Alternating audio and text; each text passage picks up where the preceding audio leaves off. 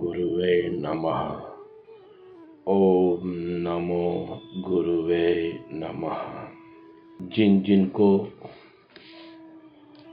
मैं कौन हूँ, मेरा स्वरूप क्या है, उसी का विस्मरण हो गया है, उसी को ही मिथ्यात्व के साथ संग के कारण वो भयभीत रहता है। मैं मरने वाला हूँ, मैं मर जाऊंगा, मैं दुखी हूँ, यानी नश्वरता की सारी परिस्थितियों में हर्ष और शोक से सभर रहता है। सो अनात्मा में अहम प्रतीति करके वह जीव दुख का अनुभव हर पल करता है। इसलिए संसार में सभी लोग दुखी हैं। इस संसार में सभी लोगों की अशांति है। इस संसार में सभी लोग एक एक पल अशांति का जीवन प्रसार करते हैं। जैसे स्वप्न में पुरुष अपने को पर्वत से गिरता देख दुखी होता है और अपने को मृतक देखता है, वैसे ही जीव स्वरूप के प्रमाद से अनात्मा में आत्माभिमान करके आपको दुखी देखता है। कोई महापुरुष, कोई पूजनीय शास्त्र उन्हें बार बार कहे, फिर भी उसी मिथ्यात्व के साथ संग के कारण वह इतना दुखी होता है।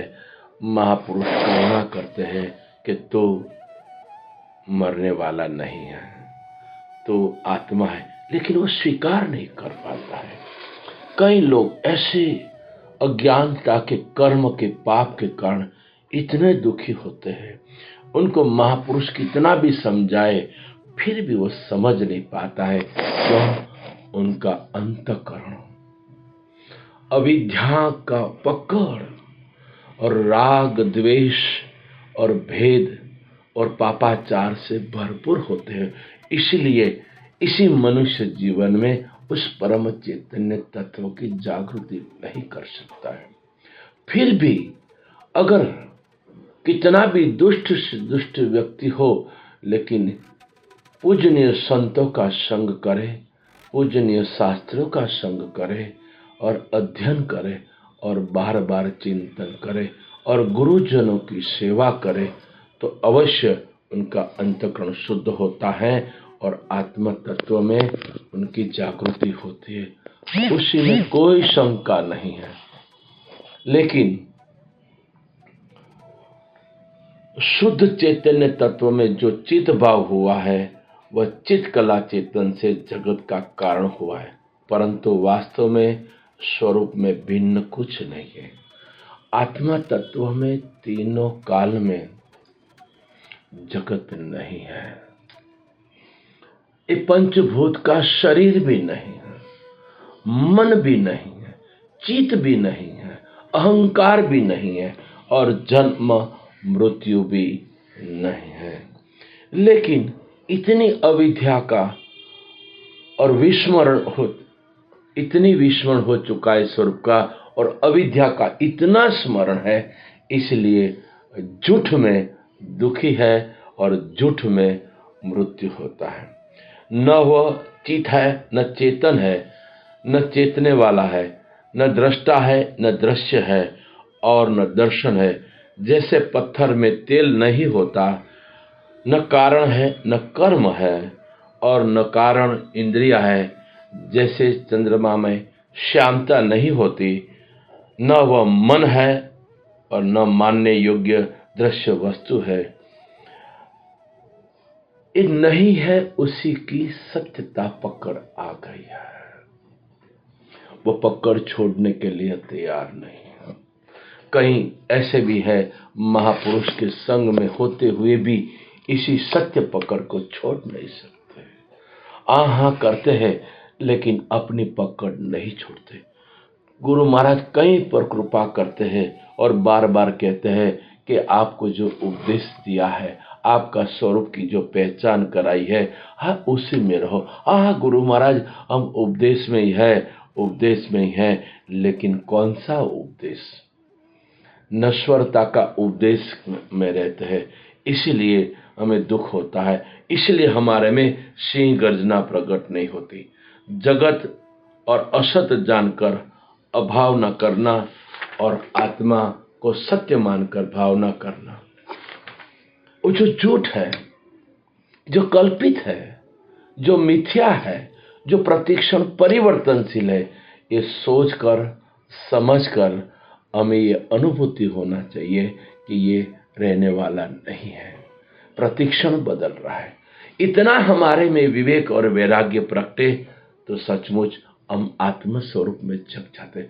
आप सभी लोग जग गए हैं। आप सभी की जागृति देखकर हमको भी होता है कि इसी आत्म स्वरूप में हम जग जाए, गुरु कृपा को अपनी बना ले। लेकिन गुरु कृपा को अपनी बनाने के लिए बार बार गुरु के संग, गुरु का सत्संग और चिंतन मनन, और जो नहीं है उसी को बाध करना है, त्याग नहीं, बाध करना है ही नहीं, ऐसा समझना है। और सत्य सनातन जो है उसी के साथ एकता की अनुभूति करनी है। इस भावना में सब अनर्थ निवृत्त हो जाते हैं। बार बार आप चिंतन करेंगे कि मैं यह आत्मा हूं, ये रटना नहीं, अनुभूति करना है। और अनुभूति करते रहे कि जो परिवर्तनशील है, जो परिवर्तनशील है वह मुझ में नहीं, मैं नहीं, मेरा नहीं और सत्य नहीं। और उसका अधिष्ठान जो है, जो सर्वत्र है, जिसमें लेस मात्र भी परिवर्तन नहीं होता है, वह सनातन सत्य आत्मा मैं हूं। इसी आत्म तत्व में, अनुभूति में पूर्ण शांति की अनुभूति होती है, पूर्ण अभेदता की मस्ती बनी रहती है, पूर्ण आनंद ही अनुभव में रहता है।